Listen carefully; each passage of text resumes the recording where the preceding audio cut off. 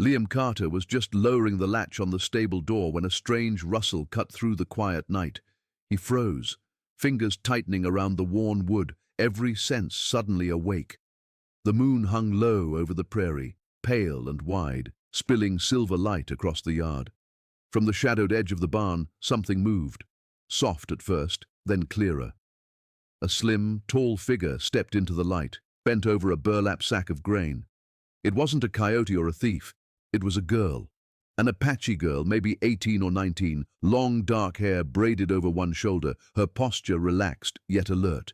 She straightened when she felt his eyes on her, and for a breath, Liam forgot how to breathe at all. She wasn't huge or intimidating like a warrior out of campfire tales. She was graceful with strong shoulders and a narrow waist, her height just enough to make her look like she belonged to the sky as much as the earth. The fading streaks of old war paint clung to her cheeks, smudged by wind and distance, framing eyes so dark they looked almost black.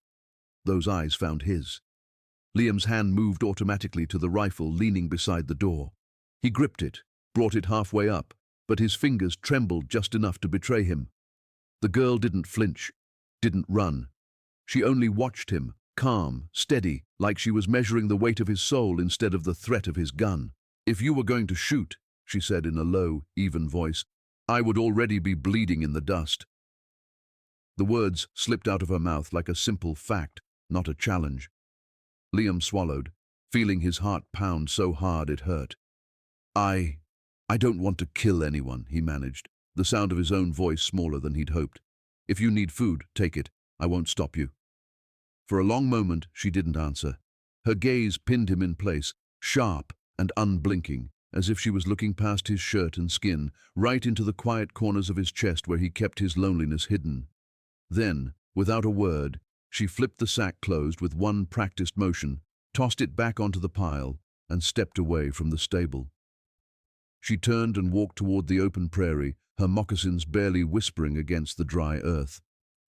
Moonlight slid over her slim back and the straight line of her spine, turning her into a moving silhouette cut out of silver. She didn't hurry, didn't look back. She simply faded into the darkness beyond the fence line, as if the night had called her name and she'd answered. Liam stood there long after she was gone, his fingers still locked around the rifle grip. He told himself he wasn't afraid, not really. What unsettled him wasn't the thought of her knife or her people. It was the strange, wild flutter in his chest. In a life smothered in silence and routines, this was the first time something, or someone, had made his heart skip a beat. From that night on, peace became a memory instead of a feeling.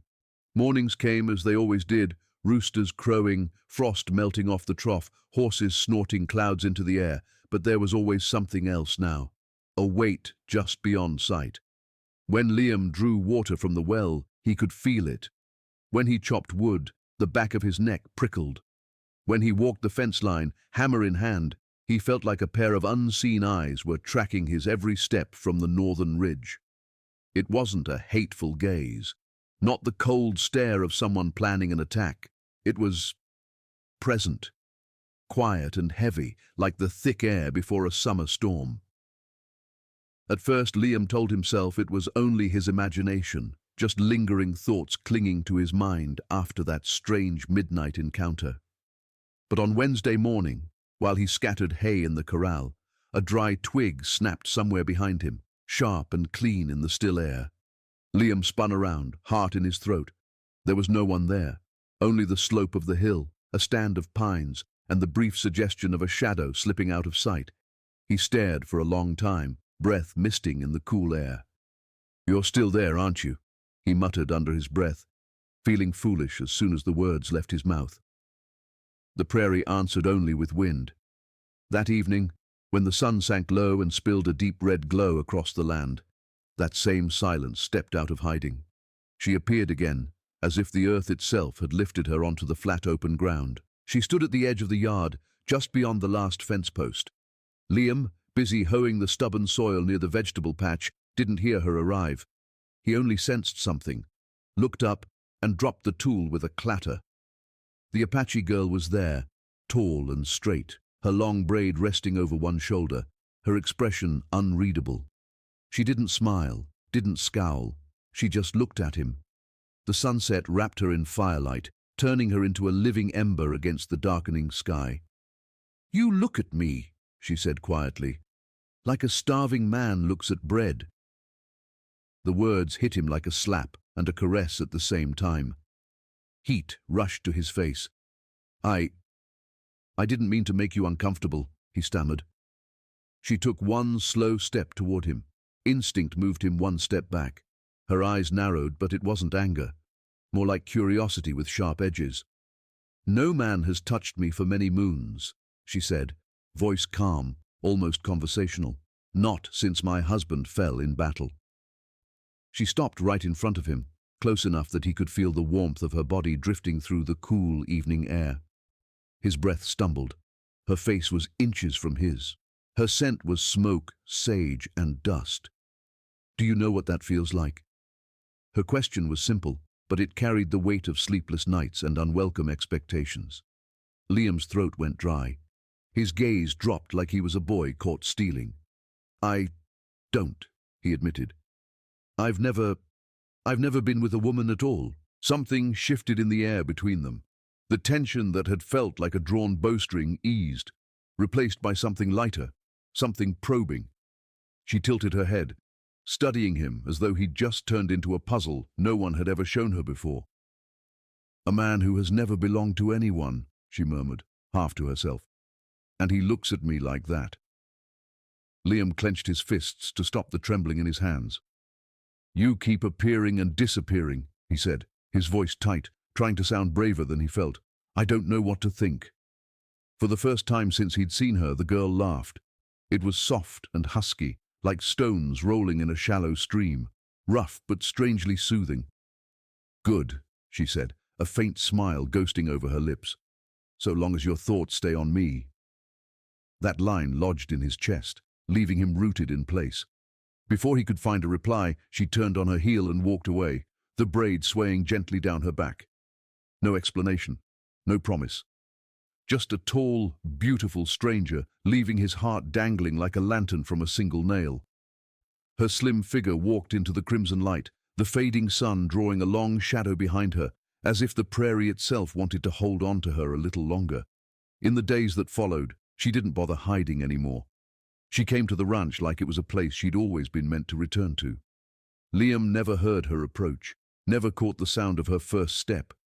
Yet when he looked up, she'd be there, swinging an axe into the thick log he'd been wrestling with all afternoon, or carrying a bundle of hay almost bigger than her own frame. She moved with a kind of quiet power that unsettled and fascinated him.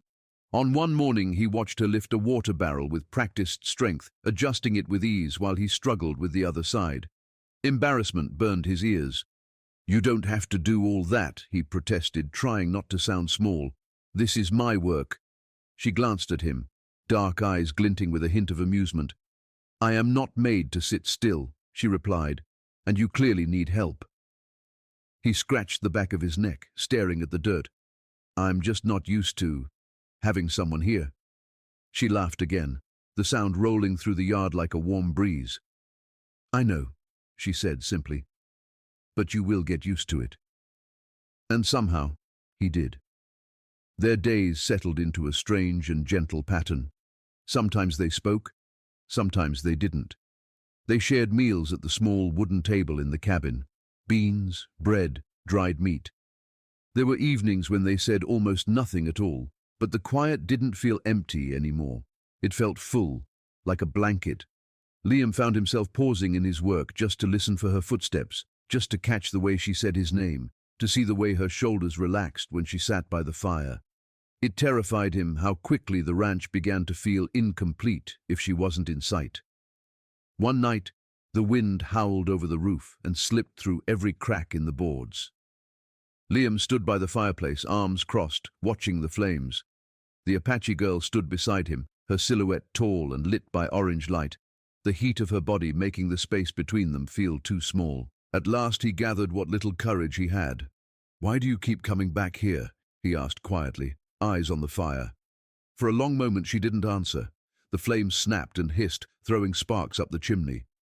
"Because here," she said slowly, "no one gives me orders. No one tells me who I must be." Her gaze was fixed on the burning logs, but her words were far away. Here, I feel like I still belong to myself, like I am not just a name on someone else's tongue. Liam's chest tightened. If you want to stay, he said, finally daring to look at her profile, I won't say no. She turned to him, and for the first time her eyes weren't guarded. They were fierce and uncertain, all at once. You say that, Liam Carter, she murmured, but do you understand what that means to someone like me? He didn't look away. Couldn't. His hand trembled as he lifted it, but this time he didn't stop halfway. Gently, almost reverently, he reached for her. His fingers brushed against her hand, and when she didn't pull away, he folded his hand around hers. Her palm was calloused, warm and alive, more real than anything he'd touched in years. She squeezed back, not softly but firmly, as if she were sealing a promise not with words, but with sheer presence. My name is Nayeli, she said quietly. Remember it. He nodded, throat thick. Nayeli, he repeated, the name fitting into his mouth like something it had been waiting for. Then stay, Nayeli. Let this be your place too. Her eyes softened, a small smile touching the edge of her lips. We will see, she answered. But tonight, I stay. The dry season moved over the prairie like a slow hand closing. The streams shrank, the grass turned brittle, and the sky seemed to hang lower than before. Even the evenings by the fire felt heavier, like the air itself was watching and waiting. Liam could see it in Nayeli's eyes. Under her calm surface, something restless had begun to stir, an unease she tried and failed to hide. One morning, as he brushed down one of the mares, Nayeli stepped into the stable and rested her hand on his shoulder. Her touch was steady, but he could feel the tension in her fingers. Liam, she said quietly, they are coming. He turned to face her. Who? She drew a breath that looked like it hurt. My people. They want me to return, to marry my husband's brother. I have refused too long. Now they are not asking. They are demanding. Cold crept into his chest, deeper than any winter wind. You don't want to go back, he said, though he already knew the answer. Nayeli's jaw tightened. I want to live. Her voice trembled for the first time since he'd known her. I want to choose my own path, and I am not choosing to go back. Hoofbeats thundered in the distance before he could reply, hard, steady, angry, the sound of many horses bearing down on the ranch. Nayeli's eyes sharpened and she gave his shoulder a push. To the cellar, she ordered. Now. They ran across the yard to the small storage shed. Beneath the floorboards, hidden by sacks and crates, was a narrow hatch leading into a cramped earthen chamber. Liam yanked it open. Nayeli climbed down first, then reached up to pull him in after her. He closed the hatch just as the first horses skidded to a halt outside. The cellar was barely big enough for two people to sit side by side, their shoulders pressed together, knees touching, breath mingling in the darkness. Above them, heavy boots hit the ground. Men shouted in Apache, voices sliced with anger. Nayeli, someone roared. Come out! You belong with your people, not in the shelter of a white man's house. Liam could feel Nayeli's breath close to his cheek. Her hand, resting on her knee, trembled only a little, but he noticed. Nayeli, he whispered, keeping his voice as low as he could. I won't let them take you. She turned. Even in the dark, he could sense her eyes on him, burning, wet. I am not hiding because I fear them, she whispered back. Her hand rose and cupped his face, calloused thumb tracing his jaw. I am hiding because I want to stay with you. The outside world seemed to recede, leaving only that small space, her warmth and the sound of their heartbeats tangling together. In that tight darkness, she leaned in.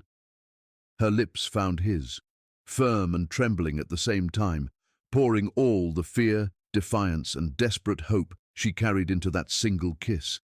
When she pulled back, her forehead fell against his. You are the only one who ever made me feel alive again, she breathed.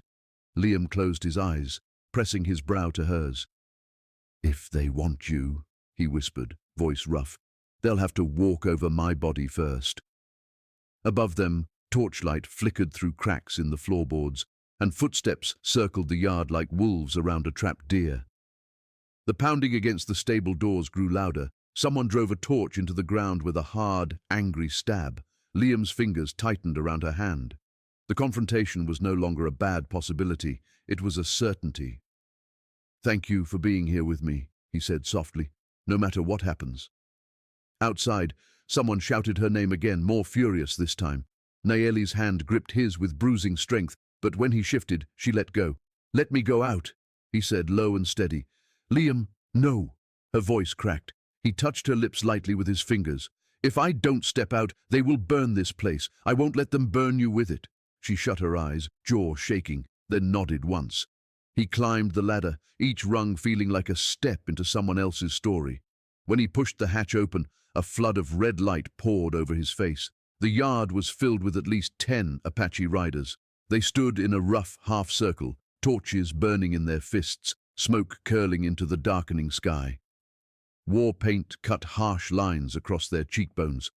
The man at the center was tall and broad-shouldered, his presence heavy, commanding.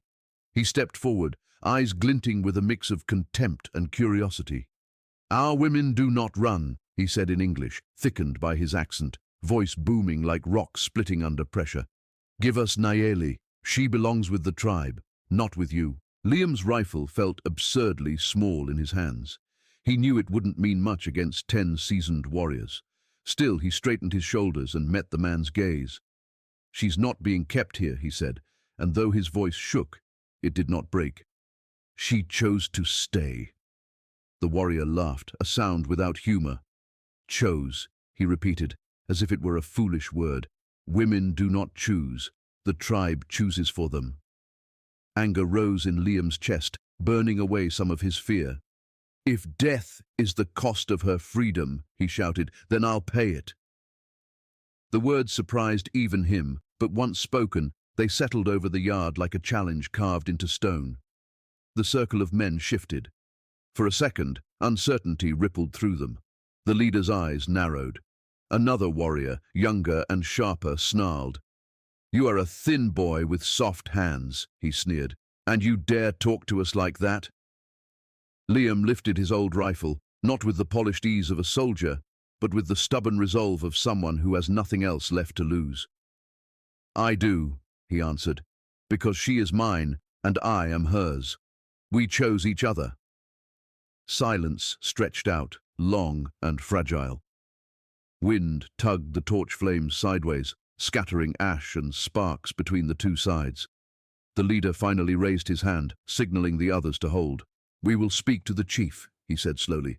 "If she rejects the call of the tribe, there will be consequences, for both of you." His gaze raked over Liam, full of disdain but edged with a kind of wary respect. Then he turned his horse. One by one, the others followed. They rode away like a storm pulling back from the horizon, leaving churned dust and the bitter tang of smoke behind. When the last hoofbeat faded, Liam's knees threatened to give out. He sucked in a shaky breath and turned toward the shed. Nayeli was already there at the cellar entrance, eyes red, arms wrapped tightly around herself. She didn't say a word at first. She simply walked up to him and threw her arms around his neck, crushing him against her chest. The strength in her embrace made it clear just how close she felt to losing him. "You just challenged my whole world," she whispered, her voice shaking. "My tribe, my blood, all of them." Liam wrapped his arms around her waist, holding on as if the earth might tilt and throw him off. "For you," he said quietly. "Only for you." When the final glow of the torches disappeared beyond the ridge, the ranch fell into a heavy, ringing silence. The confrontation was over, for now, but the weight of what had happened lingered like smoke in the rafters. Later, under the pale wash of moonlight, Nayeli stood a few steps away from the cabin. Her face looked carved from both strength and sorrow. She walked toward him slowly, each step an unspoken question. "Liam," she said, her voice barely more than a breath. "Do you know what you just did?" He swallowed. "I do." She shook her head with a bitter smile. "No, you don't. You defied my people. You could die because of me." He stepped closer and gently took her hand. "If that's the price of you being free, I accept it." The words struck something deep inside her, deeper than pride, deeper than fear. Her shoulders shook, and for the first time, the girl he'd only known as unbreakable finally broke. She sank to her knees in the dust, hands covering her face. Liam dropped with her, gathering her in his arms. Her body was solid and strong, but she trembled like a child lost in a storm. "I left everything," she whispered into his shoulder. "My tribe, my family, my honor, all for you. Do you understand?" He cupped her face and gently tipped it up so he could see her eyes. "You haven't lost everything," he said softly. "You're stepping into something new. That's all." Her lips trembled. "I am afraid," she admitted. "Afraid that one day you will look at me and regret it." Liam pressed his forehead to hers, his hands cradling her face like it was a fragile treasure. "Nayeli, I didn't even know what love was before you walked into my yard. No regret could follow something like that." She stared at him, tears shining in her dark eyes. "And what do you fear?" she asked. "Only one thing," he answered. "That you might leave." The words loosened something inside her chest. Tears slipped down freely now, not the tears of weakness, but of someone who had fought alone for too long. "I won't leave you," she whispered. "Even if I have to stand against my own people." He pulled her against him, holding her so tightly it felt like he was trying to sew the torn edges of both their lives together. "Then let's start again," he murmured. "I'll spend every day making sure you never regret choosing me." That night, sleep never quite came. They lay close, listening to each other's breathing, two souls who had finally found the one place on earth where they were allowed to be vulnerable.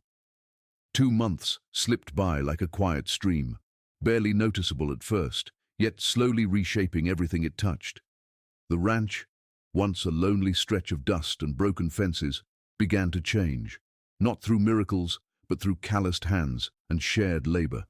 Nayeli worked as if every post she drove into the ground, every bundle of firewood she stacked, every seed she pressed into soil was a vow: "I belong here." Liam woke each day to the sound of her moving somewhere on the land, checking the horses, tightening the ropes, humming a tune from a world he'd never seen. For the first time in his life, breakfast meant more than food. It meant someone sitting across the table, someone to hand the bread to, someone whose smile could rearrange an entire morning. One golden afternoon, Liam finished nailing the last plank into the new stable roof. Sweat ran down his neck and his shoulders ached in that satisfying way that told him the work had been worth it. When he looked down from the ladder, Nayeli was standing near the fence, watching him. There was a look in her eyes he hadn't seen before, not just fondness, not just attraction, something deeper. He climbed down, suddenly shy. "You're looking at me like I did something impressive," he joked, brushing sawdust off his hands. She crossed her arms, but the edge of her mouth curled almost imperceptibly. "You have done more than you know, Liam," she said. "More than wood and nails." He frowned lightly. "Like what?" She stepped closer, and her shadow fell over him like a steady shelter. "You turned this place into a home," she answered simply. He looked around. The small vegetable patch they'd planted together, the repaired fences, the stacked firewood, neatly arranged, the sturdy new roof over the stable, all of it carried their fingerprints, their sweat, their choices. Heat pooled in his chest, too big for words. "I never thought I could do that for anyone," he admitted. Nayeli reached for his hand, and this time he didn't hesitate. He laced his fingers with hers as if it were the most natural thing he'd ever done. "What I found here," she said quietly, "is worth more than everything I left behind. I found freedom." She paused, then added, even softer, "And I found you." Liam touched her cheek, brushing away a stray smear of dust like it was the last fragment of an old life. "You didn't just find freedom," he replied. "You brought it to me too." She leaned her forehead against his, their breaths mingling, the afternoon wind wrapping them in warm air and the smell of hay. "We saved each other, Liam Carter," she whispered. He smiled. "And we'll keep doing it," he said, "one day at a time." The tribe never came back. Perhaps they had decided she was gone in the only way that mattered to them. That when someone walked away from the circle of the fire, their spirit no longer counted among the living. Nayeli knew that thought should have cut deep, and sometimes it did. But when she saw Liam sitting on the porch in the evenings, head bent as he mended his worn boots, she understood the truth. It hurt, yes, but it was a pain that had meaning, a scar traded for a future. One cool afternoon, with the breeze drifting lazily through the porch beams, Nayeli finished hanging strips of meat on a new drying rack she had built herself. Liam stepped outside and stood quietly, watching her work. She didn't have to turn around to feel his gaze.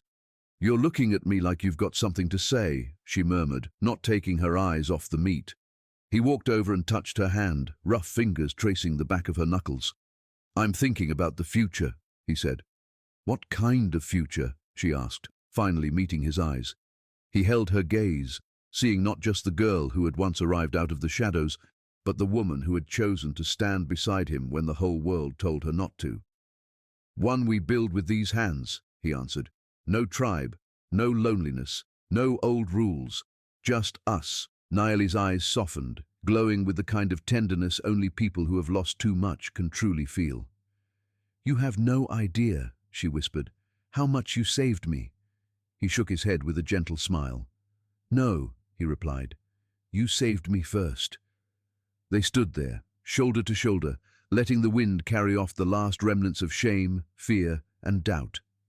On that small patch of land, two people who once belonged nowhere had finally found a place to root themselves, not because of the soil, but because of each other. Nayeli rested her head on his shoulder, and her voice came out like a vow. "I used to think giving everything up would leave me empty," she said, "but now I know I didn't lose myself. I finally began." Liam squeezed her hand. "And you'll never have to begin alone again." Before them, the sun slipped behind the ridge, leaving a band of orange light wrapped around the ranch like a quiet blessing. In that moment, they both understood something that went deeper than language. They hadn't chosen each other because they were desperate. They had chosen each other because they were brave, because they were willing to cross every line the world had drawn between tribe and outsider, past and future, grief and hope. My friend, love is not some spell that makes fear disappear. Fear remains. The world remains cruel, divided, and loud. But love is the strength that lets us stand anyway. When two hearts dare to choose each other in spite of judgment and danger, they don't just survive. They prove that the greatest freedom is to love and to be chosen back, even when the world says it's impossible. Thank you for walking through this story with me. Wherever you are listening from, may you find a place where your own heart is free to choose and to be chosen in return.